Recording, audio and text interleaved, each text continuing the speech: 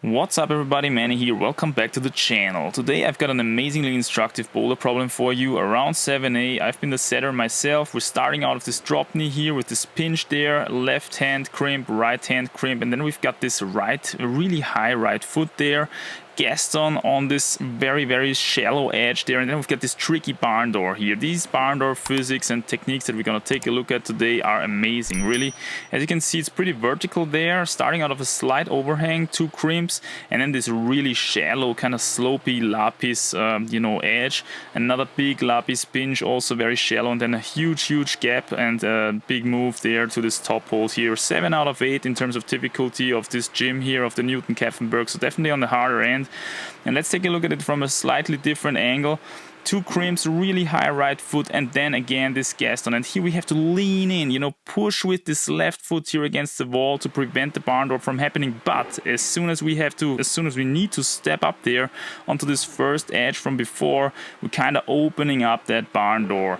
So how can we solve this problem? I think it's a good idea first to understand barn doors in general in a little bit more detail. So let's get into that position again. As you can see here, we've got this center of gravity here on the right side here, and these two, holes here, right hand Gaston and right foot, they're kind of the hinges of the barn door. If you connect these two, you get kind of an axis, and you can imagine this axis as the axis, around which the door will open or close, if you will.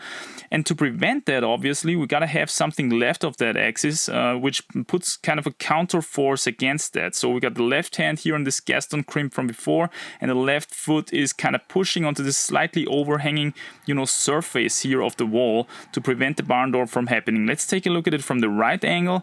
Here you can see that this is pretty much a vertical situation there, and because of that, the center of gravity sticks out of the wall just a little bit, just enough to create some force, which eventually is going to drag you away from the wall and pull you around that axis of the barn door, especially as soon as we are leaving that left foot behind and trying to step on something higher here, closer to the left hand, to keep on climbing, right? Which is something that we have to do sooner or later. So the next question is, what can we do to minimize that vicious barn door force? Well, first thing we could do is we could try and move that center of gravity closer to this barn door axis, because the closer it is to the axis, the smaller the barn door force is going to be. But the problem is, in the plane of the wall, we can't really get closer to the wall since it's so vertical. Maybe we would have a chance if it was more slabby. And in the plane vertically to the wall, we also can't get closer to it because we have to create this kind of sidewards force to be able to hold that shallow edge with the right hand, right? Another thing we could try is we could somehow increase the counter pressure against the barn door movement with the other 2 limbs, that is the left hand and the left foot. But as you can see, we're maxed out here already as well. The left hand can't really push anything further left, maybe that gray volume, but the more we move to the left again, the worse the right hold is going to be again, and the left foot really has to step closer to this left hand up there to keep on climbing.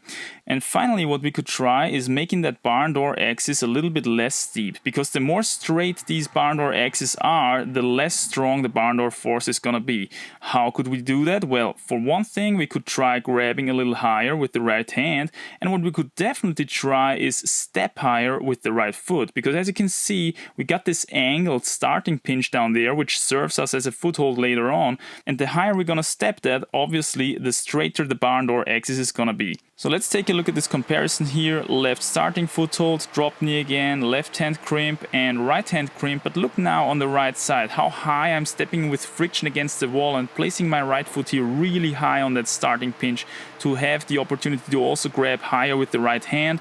And now take a look at the barn door axis here. We are a little bit more straight than on the left side, and this is just making all the difference here. When we're trying to step up with the left foot, this time we are able to barely stay on the boulder. So I find that just amazing how such a minute detail, how stepping just a little differently and grabbing just a little differently can make all the difference, whether you're able to prevent that barn door or not. That's why long, shallow shapes like these are great for root setters, because in the end they condense endlessly many holes into one shape, and that's kind of making endless opportunities on how you're able to solve a problem, right? So let's put it all together during this ascent here. Again, left hand crimp, right hand crimp, and really high stepping here again. This time actually a little bit too high. Actually, I'm readjusting again here a little bit. And then right hand Gaston, super high left foot, match the Gaston, and then get into this kind of pushing mental up there.